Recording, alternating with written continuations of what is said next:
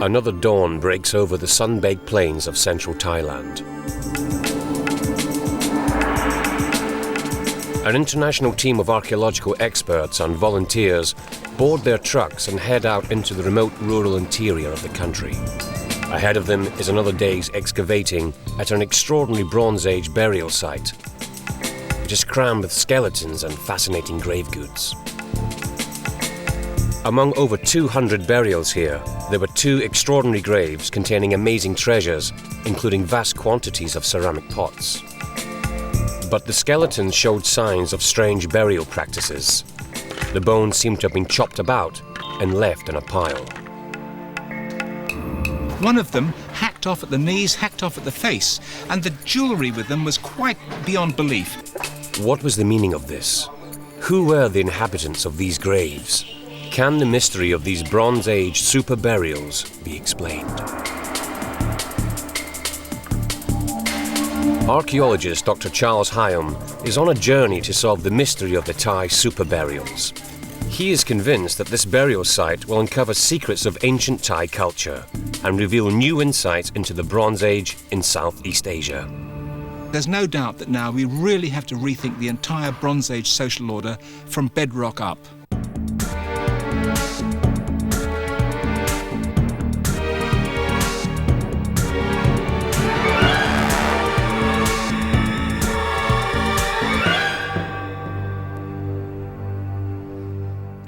Pimai, a 13th century spectacle of temples and palaces.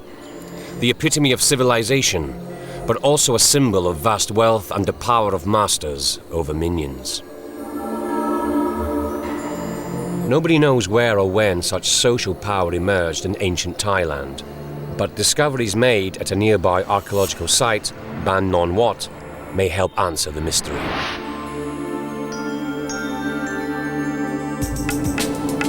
Ban Non Wat, now a dry and dusty village, lies on the location of what was 3,000 years ago an ancient burial ground.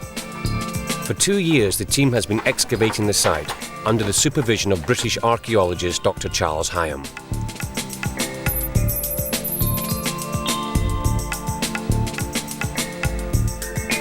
When the team first started work, they thought they were dealing with one of many ancient sites in this part of the world. But as they started digging, they were amazed at what they uncovered. Over 200 bodies buried with pots at the head and feet, and thousands of beads, shells, and other objects. Everywhere, bones and ceramic pots poke through the soft earth. Skulls stare out from what has been their resting place for over 3,000 years.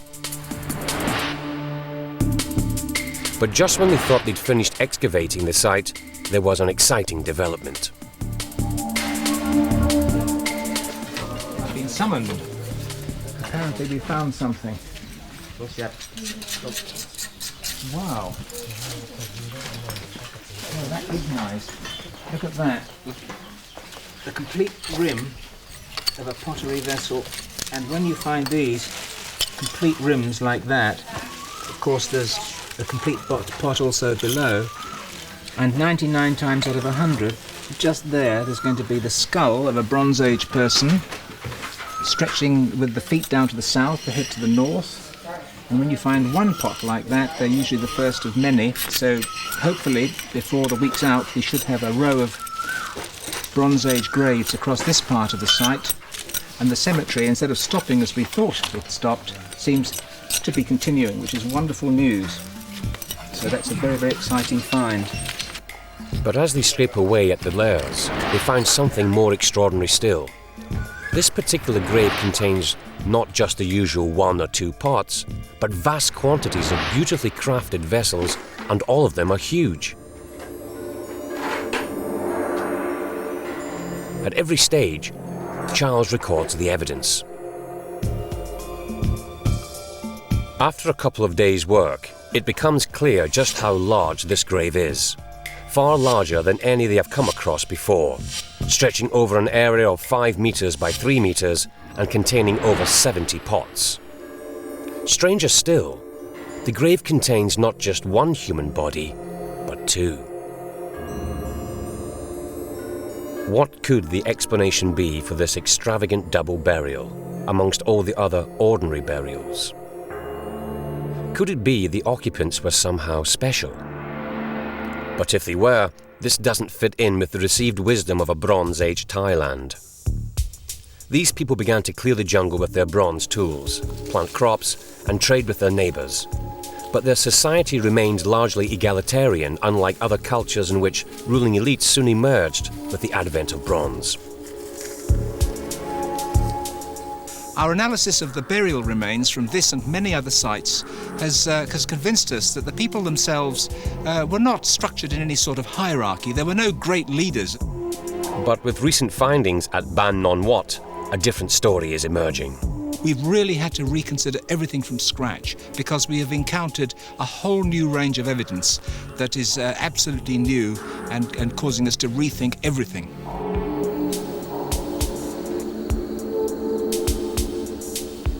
After 2 seasons of digging, the archaeologists thought they'd completed their work here, but out of the blue, they uncover yet another magnificent find, a second super burial.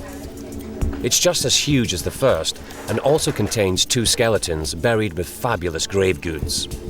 Not only were the pair buried with valuable pottery, but also their arms were adorned with magnificent marble bracelets. Their bodies were strewn with hundreds of shell beads. And again, this special treatment is a puzzle for Charles. What's happening here? Most Bronze Age burials around here are about the same size as an individual, with 3 or 4 pots and perhaps some personal ornaments. But these ones were 5 metres by 3, and instead of having 1 person with them, they had 2, and the jewellery with them was quite beyond belief. The whole hand up here covered in shell and marble bangles.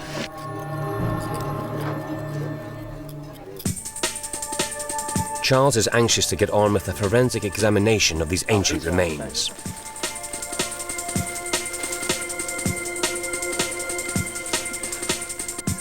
And he's called on the help of bone expert Shan Halcrow.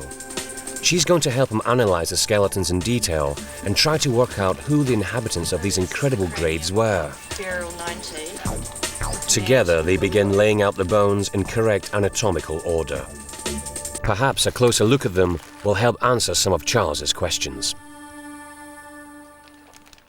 Well, the first thing that I want to know is whether we have here a man and a woman next to each other.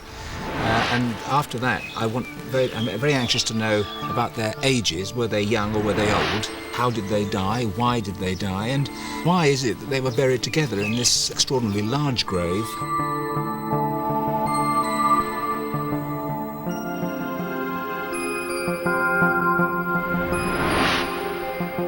The first pair of fragile skeletons is carefully laid out for examination. One is in good shape, but the other has bones missing and looks as though it had been tampered with, perhaps dug up and replaced in the grave. Shan starts her examination with the more complete of the 2 skeletons, beginning with sex identification. Well, we're still in our preliminary stage of analysis, but if you look over here at the pelvis of this burial 105, Yep. you can see the sciatic notch, Oh, yes. which is which is characteristically wide in females. The skull may show gracile or feminine traits, confirming whether or not this was a woman. What about Of the the body. skull? Is the skull a nice gracile one, or is it robust? Yes, it is quite gracile. It's got a bit of a brow ridge, but it's not very pronounced, which is characteristic of females. So this was almost certainly a woman. Do the teeth tell them anything about her age at death? She also seems to be quite... Is she quite old? Look at the teeth. This tooth wear, does that tell us... Yes, she has got quite advanced tooth wear, especially on these molars. Although there are some clear indicators that this was an older, not a younger woman, Shan won't be drawn in giving an accurate age at this Are stage. you going to guess now and tell me how old you think she was within about 5 to 10 years? No, I can't do that. You're not going to do that yet. No, not yet. The fact that there were 2 bodies buried together in the huge grave is very unusual, as nearly all the rest of the graves in the site were single burials. What about this person here? The teeth, again, are pretty well worn, aren't they? Yes. The condition of the teeth on the second body would seem to indicate that this was a younger person, but the poor condition and incomplete bones make it difficult to be sure of the sex. Eminent in terms of sexing. Yes. However, the robust nature of the bones in general makes Charles suspect that this was a man. This femur, for example, to my eye, looks rather bigger and more robust than that one. And that's like sort of rather marked muscular ridging, as if this person had rather strong musculature. Yes, it is a much more robust individual. Yes. Well, it looks rather to me as if very your preliminary interesting. assessment would have a fairly robust and sort of not quite so old man alongside a less robust and older woman. Charles believes the pair were almost certainly related in some way, and that their rich grave goods suggest that they shared the same high status in the community, the woman's status seemingly equal to the man's. The second pair of skeletons is even more intriguing. The bones had been removed and replaced, but they also show signs of extreme violence. Those two people had been specially treated. One of them hacked off at the knees, hacked off at the face. Who were these people? Were they old? Were they young? Were they foreigners from outside? We just don't know. Something unique was happening in a small corner of Thailand during the Bronze Age, leaving Charles facing a conundrum today. These incredible graves suggest that some people were being venerated at a time when everyone was thought to have been equal. And yet these people's bones show signs of having been hacked and slashed. What reason would there be to damage the bones of honoured members of the community? There was certainly something mysterious going on here.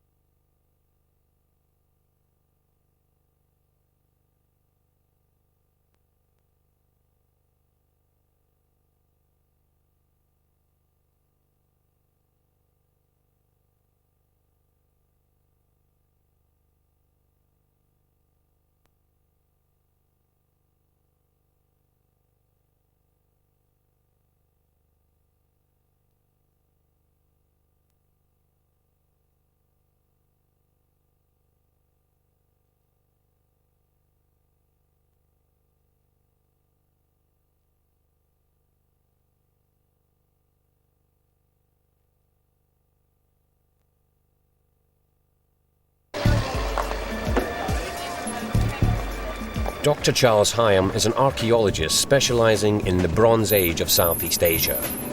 He's trying to explain the mystery surrounding two rich super burials.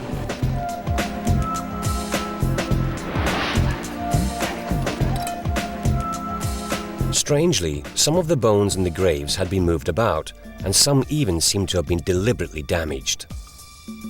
Dr. Hyam and bone expert Sean Halcrow are carrying out a forensic examination to try to find some answers. When we found this individual here, we found the skull beautifully intact, and we thought, as we were excavating it, wonderful, we'll have the intact skeleton of one of these very, very rich people. But then, as we worked down, the bone cut out. That an axe seemed to have chopped him off at the face here. Do you see that? How it's been cut across the face. And then the jaw, when we found it, and there is the jaw was placed quite a long way away from the rest of the face, as if the bones had been deliberately cut and taken away and then replaced in a heap later on. This body seems to have been deliberately disturbed, mutilated, and then repositioned in a stack of bones. The damage to the thigh bone or femur graphically illustrates the strange mutilation. Now, this is the femur of our burial 90, and somebody came along with an axe and literally chopped it off. If they were found like this, with a great gash through the middle, and of course they do join up perfectly. Can Sean tell whether the damage to the bones was done soon after death or sometime later? Well, the cut seems to have occurred before the bones lost their mineral content. Yes. So yeah. So the bones seem to have been damaged sometime after death. Although this could be accidental damage, Charles explores another clue, which could point them in an entirely different direction. It's the position of the second skull, which alerts him to signs of deliberate human interference. But when we found this skull, it was in fact the other way up, sitting upright, carefully positioned on top of the stack of limb bones. And it was sitting upright, and it was looking directly to the east towards the rising sun. It must have been placed there deliberately. Not only that, Sean has found something even more chilling. There is something very suspicious about the area where the skull attaches to the spine. Could be there after death. It's been cut around the side, so it's not its characteristic normal shape. Charles has a couple of grisly ideas to explain this. Now, would that have been mounted on a pole, or could it even have been to help perhaps scoop out the brains, do you think? It was quite interesting because when I was cleaning this, there was a large gastropod shell which was lodged under here. So the shell was perhaps a tool used in the mortuary process. Charles knows that in this part of the world, the head was considered vital, as was the brain. In parts of Southeast Asia, some tribes eat the brain of the deceased as part of the mortuary process. So the treatment of the head in the case of the Thai super burials could be an act of veneration. Everything suggests to Charles that a rare ritual was going on, perhaps in respect of ancestors. His team combs every square foot of the site for evidence.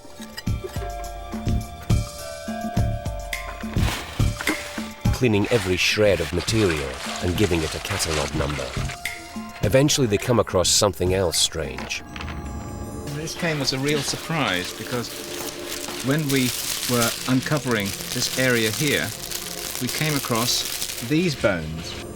A handful of nondescript bone fragments, which is vital evidence that could be key. Neatly laid out on the instep of this person was a complete skeleton, carefully laid out, of a rat. You can see, if you look here, the rat's teeth. Do you see the incisors here? And the lower jaw, the complete cranium, you see? And then the limb bones, and on top of the... Charles is convinced that the presence of the rat in the grave was no accident. It wasn't as if this rat had sort of crept into the grave and had a meal of burial 106. It would have been carefully laid out on the instep of this person. They then found a second rat, so one rat buried next to each human. So there you are, we had a third skeleton here, and indeed, when you think about it, we had a fourth one with burial 105. Charles knows about the use of animals in ancient burials, but this is the first time he's seen rats used. Now, I've never come across rats being used in this way in prehistoric Thailand. We've come across complete pigs and complete dogs and partially complete cattle placed with the dead, presumably as food for the afterlife. But we've never come across a sort of a group with a rat totem. So, the fact that these people were buried with a rat totem to accompany them to the afterlife indicates that they were special. These people are clearly very, very different from the rest. What's happening here? This Bronze Age we always thought was full of egalitarian societies, and now we suddenly see evidence for a hierarchy, perhaps. Charles may well have found the first evidence to suggest that there were distinct elites emerging in Bronze Age Thailand. He believes these graves are sure proof, and the pots found in them backs up his theory. These very, very rich burials were associated with some of the most magnificent pottery vessels you're ever likely to see from a prehistoric context. This one here, for example, is found in an ordinary burial. It's got a sort of net design at the base, and it's a standard size, and with an ordinary burial you probably find 2 or 3 or 4 of those beyond the head. But with these huge pots here, they're of course a quantum leap in terms of size and indeed difficulty to make. They've been beautifully polished on the inside of the rim here and all the way down onto the shoulder. And in a super burial, we find about up to 80 pots like this. But in an ordinary person's burial, we just find a handful. And so these pots really demonstrate very clearly, in terms of their size and quantity, the extreme wealth of these elite people in Bronze Age society. It certainly looks as though the super burials are the graves of the elite.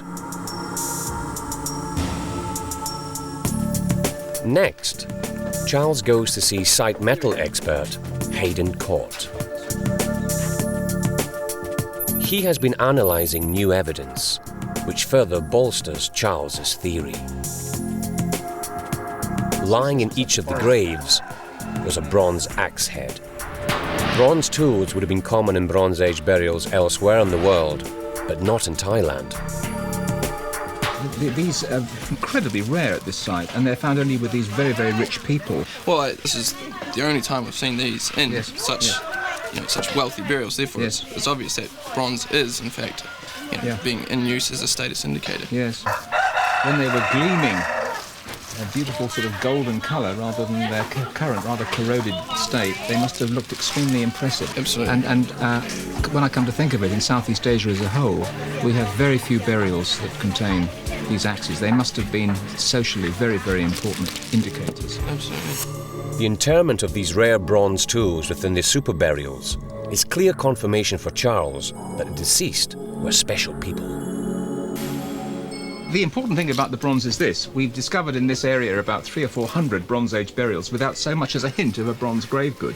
And then all of a sudden we find these extremely large graves, 5 by 3 metres, each grave having an axe included.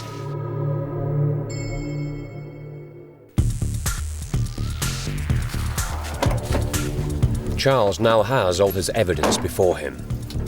2 vast graves with fabulous grave goods. Sacred creatures, bronze tools, and the disturbance of the bones. For decades we've been trying to tease out the social organisation of this vital Bronze Age of Southeast Asia. We've excavated many sites, and in them we found many egalitarian graves. They're all much of a muchness. No one stood out as being prominent in society. And at Ban Non Wat we found 2 enormous burials with a Pandora's box of grave goods. These were clearly very important people to Ban Non Wat. For Charles, the super burials are the missing part of a bigger picture, the development of society in ancient Thailand. He makes the 10-kilometer trip to Pi Mai, once the heart of the ancient civilization of Angkor, a powerful pre-industrial state. A civilization whose origins, despite decades of research, have remained shrouded in mystery. The only way to understand its beginnings is to uncover the culture of its predecessors.